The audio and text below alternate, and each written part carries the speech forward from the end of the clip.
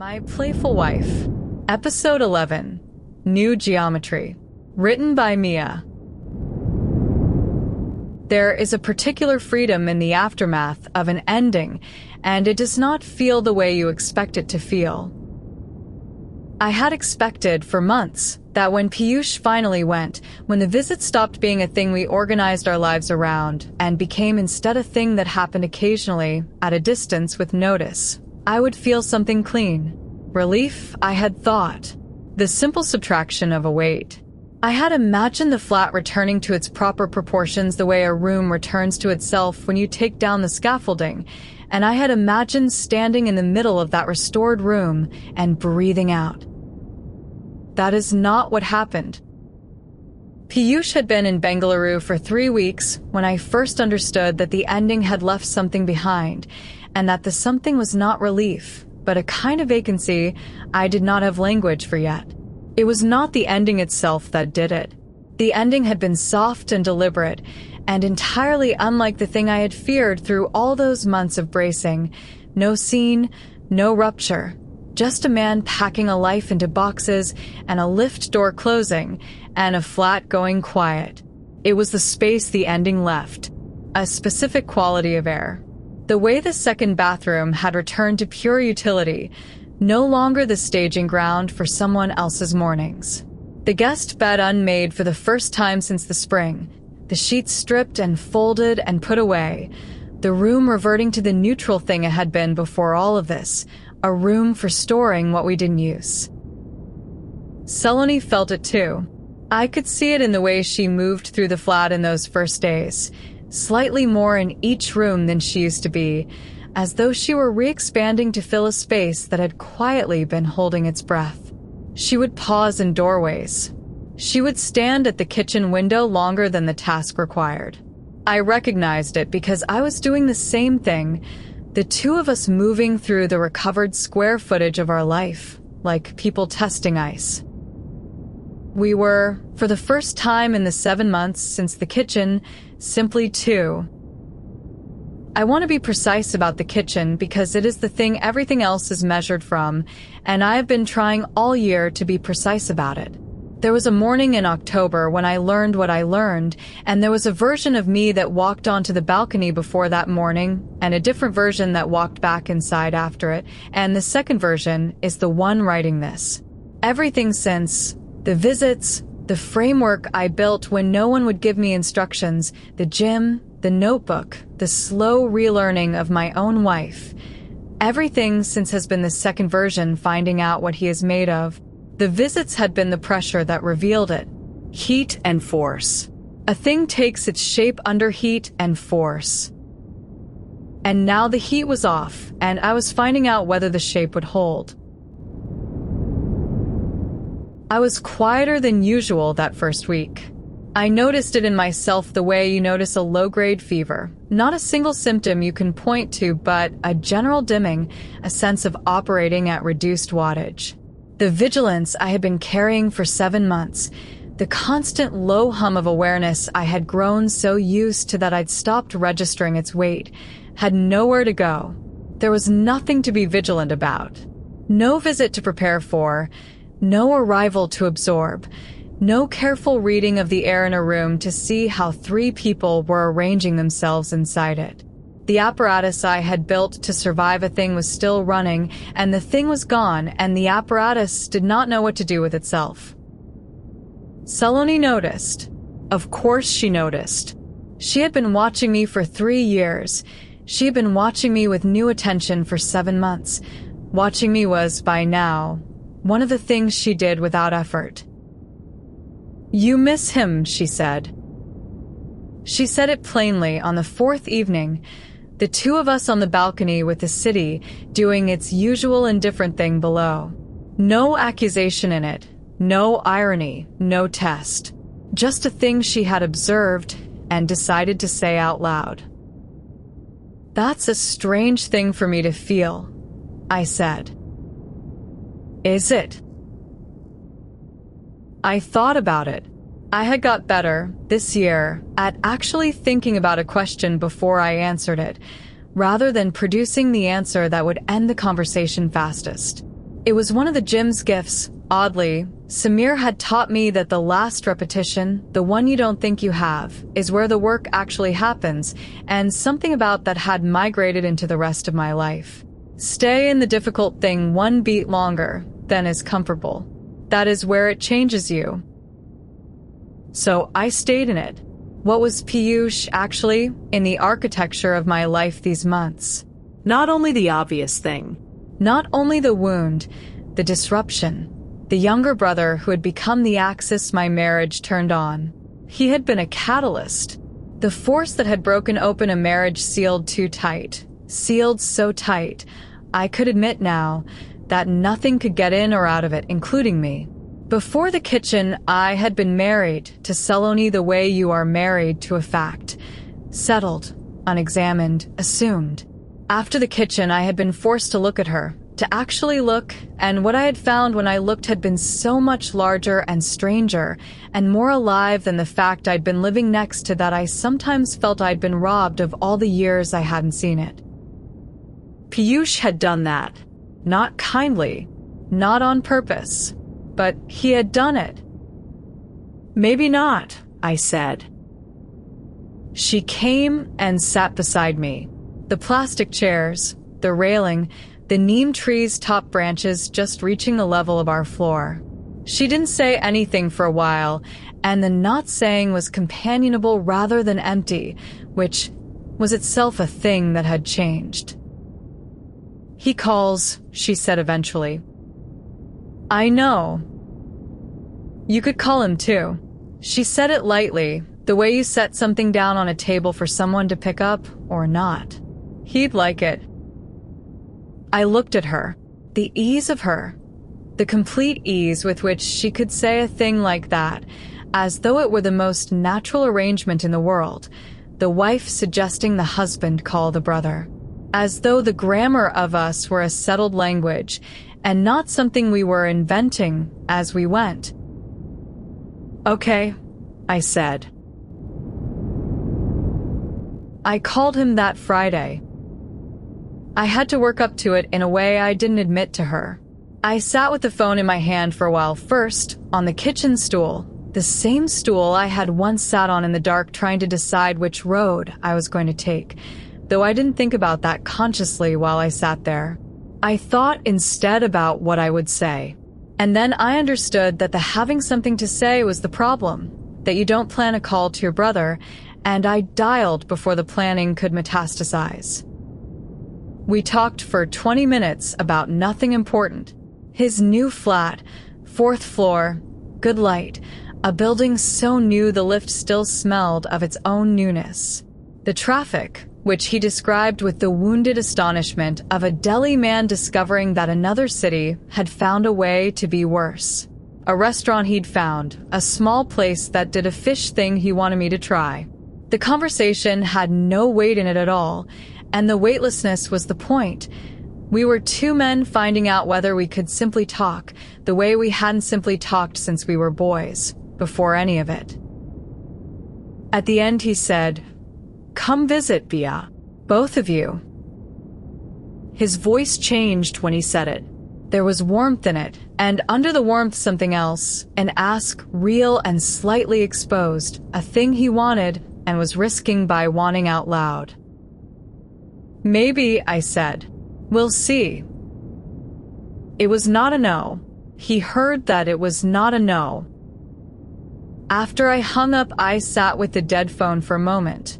Saloni was at the counter, doing something to vegetables, and she did not turn around, but I could feel her listening, the particular attention of a person who is pretending to be busy. "Well," she said, to the vegetables. "He says come visit." She went back to her cooking, but she was smiling. I could see it in 3/4 profile, the small private upward thing at the corner of her mouth, and I thought, I made that. Not the relationship. The relationship was hers and his, and theirs in ways I would never fully map. But this small smile, in this kitchen on this Friday, this was a thing my phone call had made, and I held it the way I had learned to hold the small evidence of being part of a life rather than adjacent to it. That night I wrote in the notebook, called Piyush. 20 minutes, nothing in it, everything in it. He asked us to come. The voltage is low this week, but I think it is supposed to be. You don't run a generator after the power comes back. S smiled at the vegetables and thought I didn't see. The new geometry of us was quieter than before and, in a way I had not anticipated, more intimate. Without the visit structuring our time, the preparation, the bracing, the arrival, the 4 days of 3-person calibration, the departure, the recovery, Saloni and I were simply together, and being simply together turned out to ask more of me than the complicated version had. I had spent 7 months so focused on the third dimension of our life, the visiting dimension, the dimension full of charge, that I had not noticed what was happening in the plain 2-dimensional version, that we had been quietly and without announcement growing closer. The charge had been so loud it had drowned out the signal. Now the charge was gone and the signal was all there was, and the signal turned out to be, we like each other. We had perhaps always liked each other. We had simply been too settled and then too frightened to notice the liking underneath the marriage. We started cooking together on weekends. This had been her domain. She was the better cook and we both knew it and had arranged our lives accordingly, the way couples arrange themselves around competence. She cooked, I cleaned, the division clean and unexamined like everything else had once been unexamined. But one Saturday morning I was at the stove making chai, and she was beside me starting something elaborate, a dish with stages, and I just stayed. I didn't leave when the chai was done. I leaned against the counter with my cup and watched her hands, and she started explaining what she was doing. Not the way you explain to a child or to someone in the way, but the way you explain to a person who wants to understand. This is why you bloom the spices first. This is what you're listening for when the onions go. This is the moment it turns, you can smell it, that there. I asked questions. Real ones. 2 hours disappeared. You should have been doing this years ago, she said near the end, wiping her hands. I didn't know I wanted to, I said, which was the truest sentence I'd produced in a while. There was a whole category of things I hadn't known I wanted, and I was finding them one at a time, late, like a man cleaning out a house he'd lived in for years and discovering rooms. She handed me the wooden spoon. Try, she said. I tried. It was not good. She laughed at it and tasted it again to be sure and laughed again, and I laughed too, and the laughing was the thing. The laughing was the whole point. 2 people ruining a dish together on a Saturday morning in a flat that was finally the right size. Piyush called every Sunday. I came to know the shape of those calls the way you come to know the shape of a recurring weather. I knew when Saloni's voice would shift into the register she used for him. Lighter, younger, a register I had once found unbearable to overhear and now found I could be in the room for. I knew when she would carry the phone to the other room because the call had turned private, and when she would stay at the kitchen table because the call was practical, dates and logistics and Mira's mother something. And I stopped leaving the room when the calls were private. Not to listen.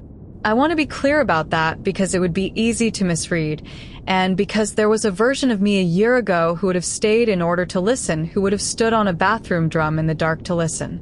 That man was gone. I had no wish to overhear.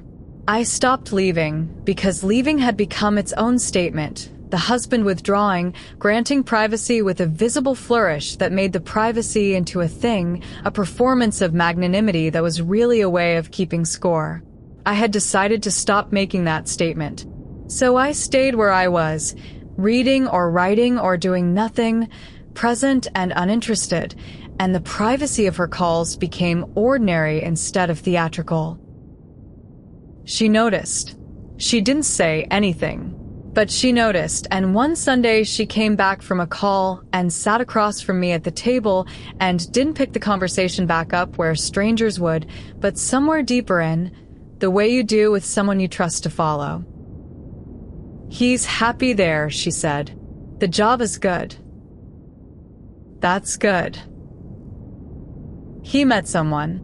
Her voice was careful, carrying something across a distance, not wanting to spill it. I looked at her. "A girl from his office," she said. He mentioned her. Casually.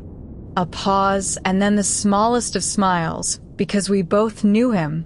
But you know how he mentions things casually when they're not casual.